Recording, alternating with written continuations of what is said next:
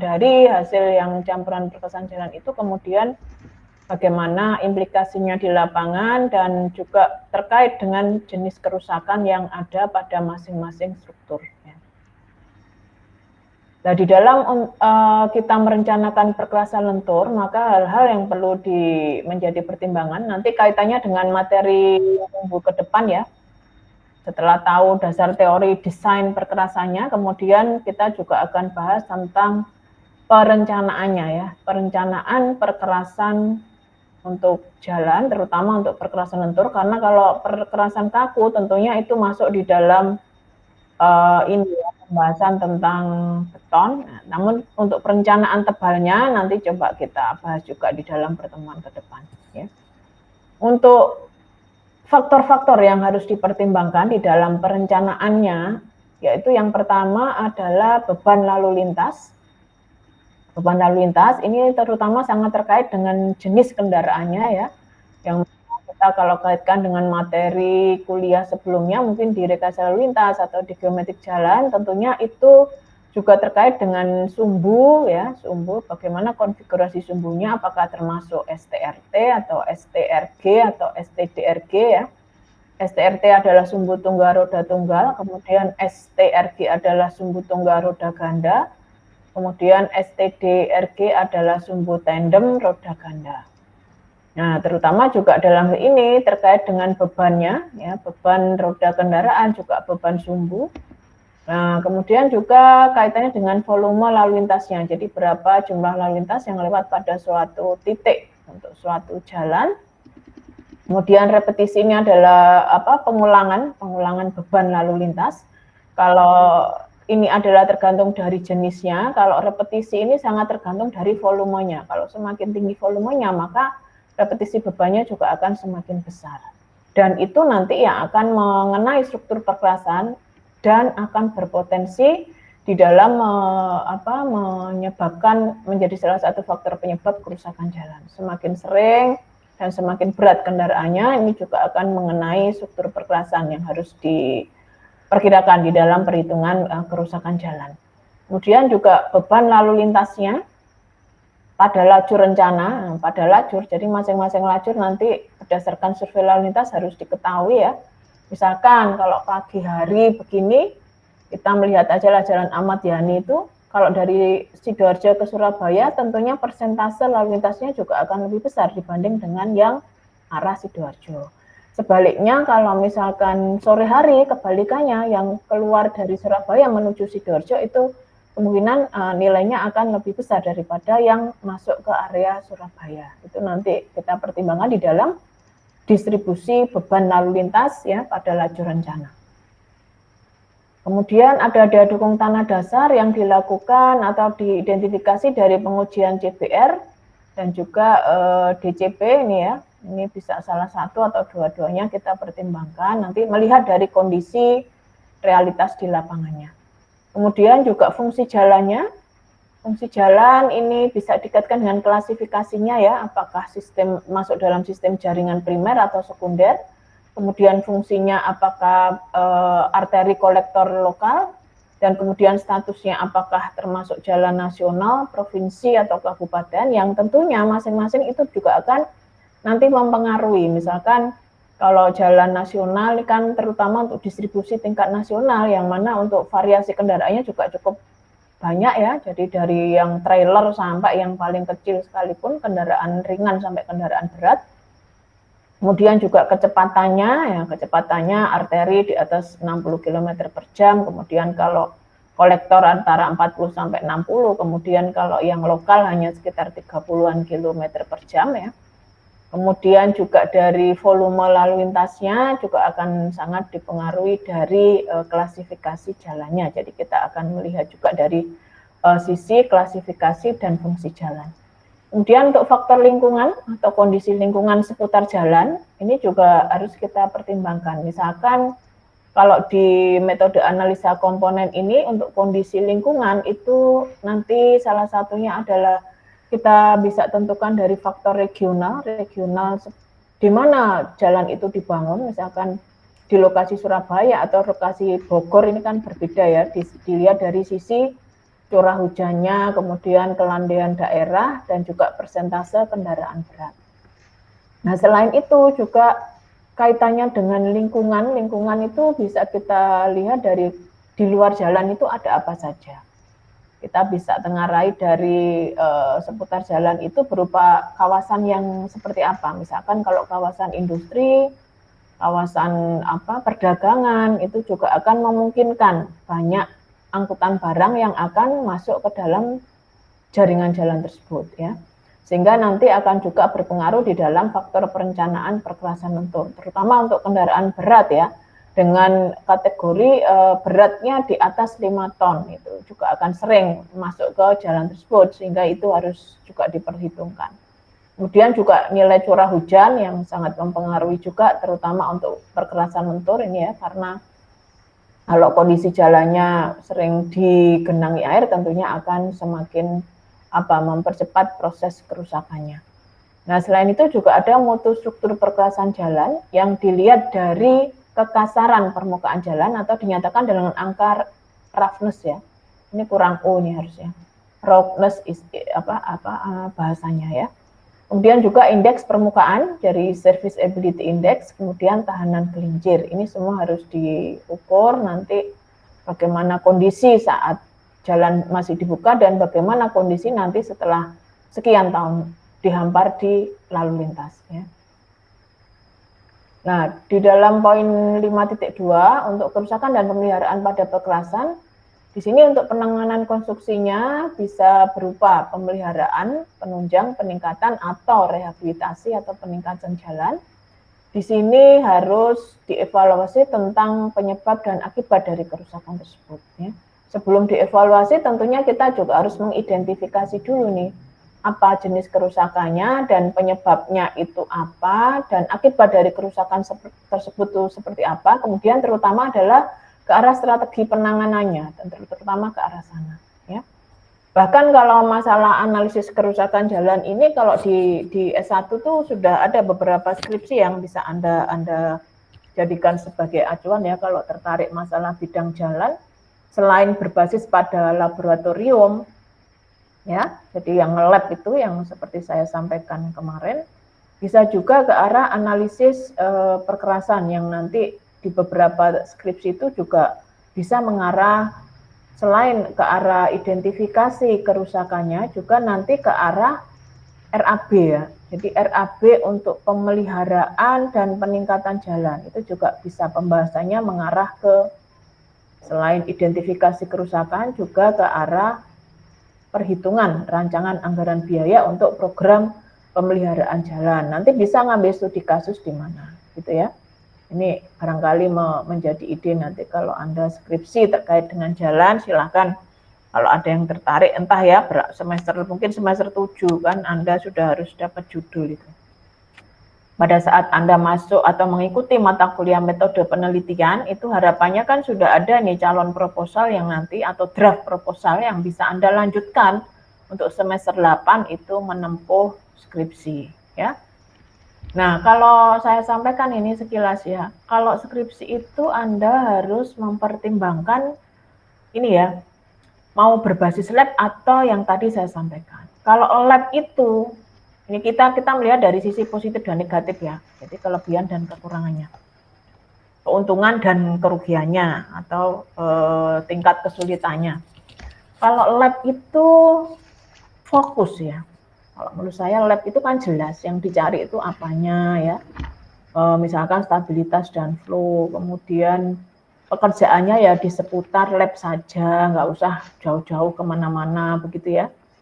Jadi kita bekerjanya kan di dalam lab. Kecuali dalam pengumpulan material, mungkin harus mencari dari beberapa lokasi, harus nyari di galangan bahan bangunan, ya itu aja. Habis itu nanti begitu sudah masuk di laboratorium, bahan-bahan itu sudah tersedia semua, ya tinggal Anda kerja di situ. Dan itu juga tergantung dari perizinan. Kalau perizinan kan gampang ya, di FT kan tinggal izin ke, kalau yang untuk riset ke Bu Lutfiah ya, sebagai kepala laboratorium bagian riset. Kalau kaitannya dengan jadwal kuliah di lab itu ke Pak Suparno ya. Nah, tinggal ngurus surat izin. Nah, kalau surat izin sudah keluar kan Anda tinggal kerja aja itu di situ. Penyelesaiannya kan tergantung kerajinan Anda. Kalau Anda mau pagi sampai sore pun ngelap juga nggak masalah. Sebenarnya kalau lap jalan itu cepet ya, nggak perlu berbulan-bulan kayak lap beton ya. Lap beton kan umurnya nanti 7, 14, 21, 28 hari. 28 hari ya baru dapat data nih yang finalisasinya di umur 28 hari, sebulan lebih. Belum bikinnya. Kalau jalan kan hanya direndam 30 menit sama 24 jam. Terus kemudian untuk analisis agregatnya mungkin butuh waktu kira-kira seminggu lah. Jadi 2 minggu sudah selesai kalau untuk jalan. Kalau itu Anda kerjakan setiap hari loh ya, nggak disela-selai pekerjaan yang lain. Sebenarnya 2 minggu efektif kalau untuk praktikum penelitian di laboratorium khusus untuk jalan raya. 2 minggu aja sudah selesai sebenarnya. Nanti tinggal merekap data dan menganalisis ya. Kecuali kalau ada data yang outlier bisa Anda lakukan pengulangan, ya itu. Jadi ya efektif kalau rajin full 2 bulan aja sebenarnya sudah selesai kalau skripsi jalan ya. Nah, tetapi ditambah dengan kalau proposal kan ya butuh waktu ya. Menyusun proposal itu kalau rajin dan sering asistensi sebulan sebenarnya sudah cukup ya. Sebulan dari awal literatur review sampai ke penyusunan. Ya, jadi kalau 2-3 bulan itu sudah cukup itu kalau anak teknik sipil ya. Nggak usah sampai lewat 1 semester. Ini kalau berbasis lab.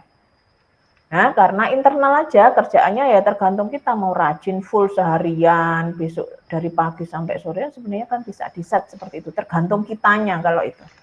Nah, tapi kalau misalkan bahas kerusakan jalan, ini kan terkait dengan hubungannya dengan orang luar ya, karena kalau kita mengecek identifikasi jalan di luar itu kan kita harus butuh yang namanya surat penelitian ke pihak terkait ya, ngurus surat ke Dinas Bina Marga, kemudian ngurus surat ke mungkin kalau zaman saya dulu harus ngurus surat izin penelitian itu bahkan sampai ke Pemkot Surabaya ya dulu kalau di sekitar Surabaya itu harus ke sana kemari ngurus surat ya. Nah, hubungannya ke arah luar instansi itu ya harus persuratannya harus jelas, administrasi itu juga butuh dana dan waktu yang lama kira-kira kan tidak langsung di ACC gitu ya surat kita nganter kemudian ditunggu Mbak 3 hari bapaknya masih rapat besoknya kita datang bapaknya rapat habis itu bapaknya dinas luar kota habis itu macam-macam aja ya sampai kemudian surat itu baru keluar bahkan 2 minggu dari awal kita memasukkan ya.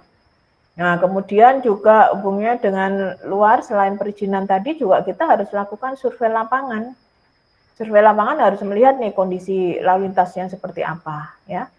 Kalau misalkan dosennya minta 24 jam, ada itu beberapa yang saya minta 24 jam itu yang survei di daerah Kediri itu.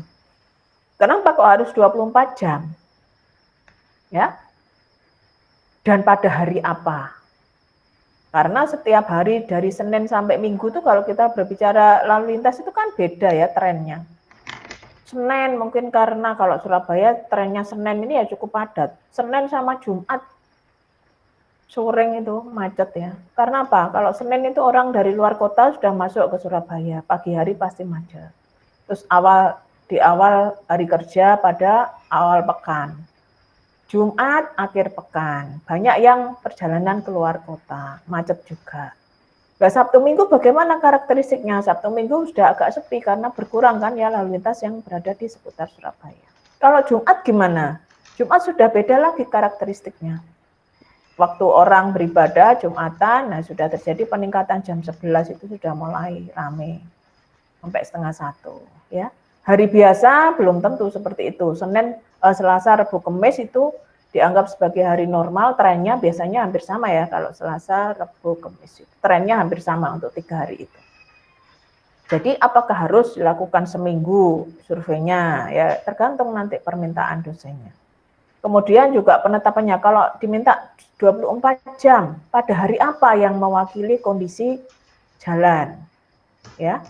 Karena setiap jam, misalnya 1 hari pun juga beda-beda ya, dari jam 00 sampai jam 24.00 itu tren grafiknya juga akan berbeda. Nah itu ya sekilas gambarannya untuk kalau mau survei jenis ini. Kalau terkait dengan kerusakan ini biasanya ya harus banyak dokumentasi foto-foto itu ya.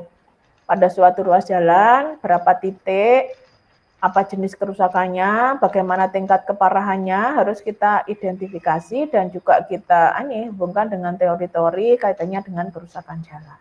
Kemudian dianalisis bisa pakai metode PCI atau Pavement Condition Index dan SDI atau Surface Distress Index ya. Jadi itu beberapa metode yang dilakukan untuk bisa menganalisis kerusakan jalan.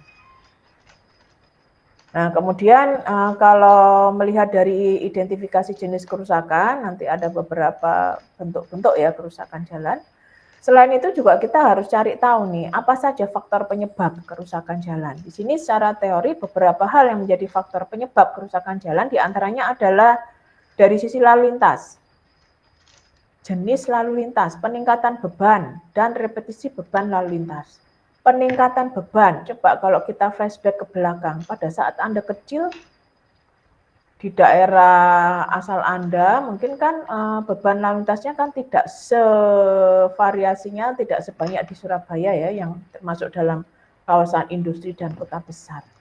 Jadi semakin semakin tahun berjalan itu variasi kendaraan juga akan semakin besar dan juga peningkatan bebannya ya dimungkinkan. Kalau zaman saya kecil dulu enggak ada truk yang ngangkut mobil ya. Kalau sekarang trailer itu bahkan dia bisa ngangkut sampai 6 kendaraan itu dari Jakarta dibawa ke Surabaya dijual di sini ya.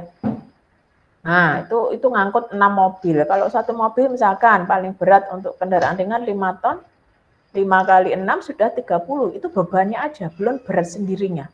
Berat sendiri trailernya berapa? Misalkan 8 ton, berarti sekitar 38 ton. Itu yang akan mengenai struktur perkerasan.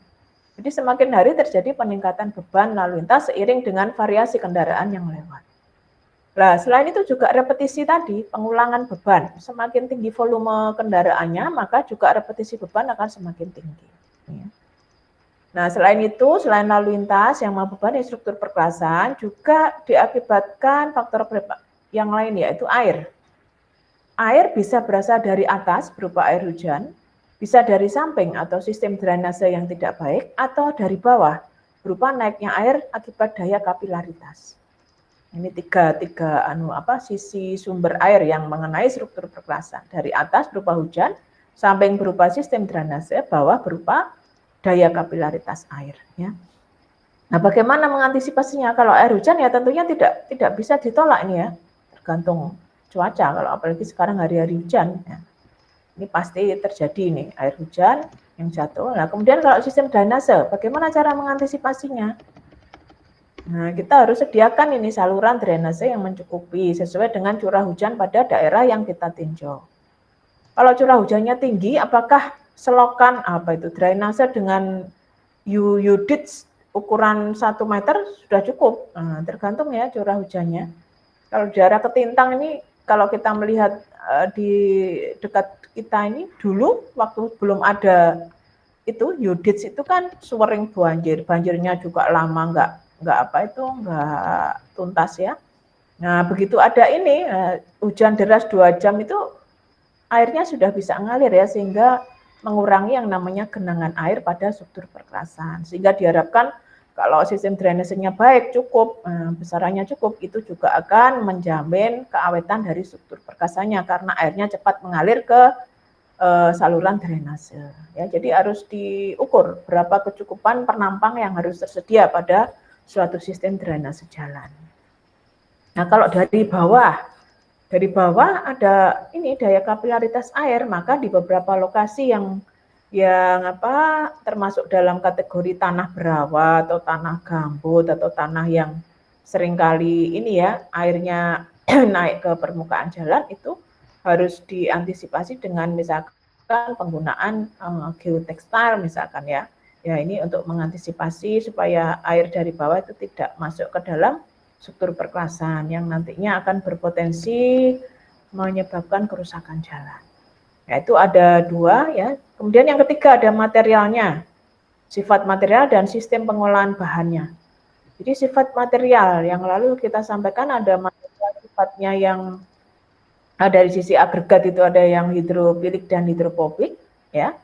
Kita lihat sifat materialnya, juga untuk sistem pengolahannya, misalkan kalau kita gunakan semen sebagai filler, ya bagaimana sistem penyimpanannya, ya, kemudian pengolahan dari material yang digunakan itu seperti apa, misalkan kalau mau menggunakan kapur, bagaimana cara penyimpanannya, sampai kemudian ditaburkan untuk memperkuat struktur perkerasan, bisa difungsikan sebagai filler atau material lain. Nah, selanjutnya yang keempat adalah iklim. Nah, Indonesia beriklim tropis, suhu udara dan curah hujan cukup tinggi. Jadi ini kaitannya dengan iklim di Indonesia yang curah hujannya cukup tinggi, ya. Ada musim penghujan dan kemarau, ya. Kita harus lihat juga range untuk suhu udara. Paling dingin berapa derajat sampai paling panas bahkan bisa sampai 38 atau 40 derajat, ya, pas suhu panasnya itu. Nanti pasti juga akan berimpact pada ini untuk jalan yang diikat pakai aspal, ya, tentunya akan sangat terpengaruh di sini. Nah, kemudian untuk yang berikutnya adalah kondisi tanah dasar yang tidak stabil, sifat tanah dasar yang tidak baik, dan sistem pelaksanaan yang kurang baik, ya. Untuk sistem sifat tanah, nah, sifat tanahnya nanti kita harus ketahui dari klasifikasi tanah, ya, pada lokasi tersebut termasuk jenis yang mana dan bagaimana sifat-sifatnya. Kemudian bagaimana cara kita untuk memperbaiki, misalkan kalau tanahnya itu mudah kembang susut. Nah, ini berarti kita kaitkan dengan ilmu mekanika tanah, ya. Kemudian juga tanahnya kurang daya dukung, misalnya CBR-nya terlalu rendah, harus kita lakukan yang namanya perbaikan tanah, ya.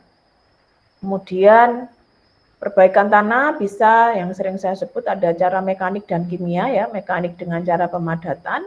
Kalau kimia dengan ditambah dengan material tertentu yang kira-kira bisa meningkatkan daya dukungnya dengan semen, dengan kapur, dengan fly ash, dengan bottom ash, atau mungkin dengan limbah karbit dan segala macamnya, ya, dicampur pada tanah sehingga tanahnya bisa lebih memadat dan punya nilai CBR yang lebih besar dari kondisi tanah aslinya, ya. Kemudian juga sistem pelaksanaan yang kurang baik. Jadi maksudnya ini kondisi tanah dasar, ya, hubungannya ke arah pelaksanaan pekerjaan tanah ini, ya, yang kurang baik. Nah, nanti bisa dikaitkan dengan mata kuliah apa, ya? Kalau di sini pengetahuan tanah mekanis ada enggak, ya, di mata kuliah sipil ini? Nah, ini penggunaan alat-alat berat di dalam proses perbaikan tanah itu juga akan menjadi salah satu solusi dalam hal ini. Kemudian untuk proses pemadatan lapisan di atas tanah dasar yang kurang baik, untuk poin berikutnya, ya. Di dalam target ininya misalkan kita lakukan pakai sekaligus 20 pemadatan, apakah 20 kali pemadatan, apakah juga dilakukan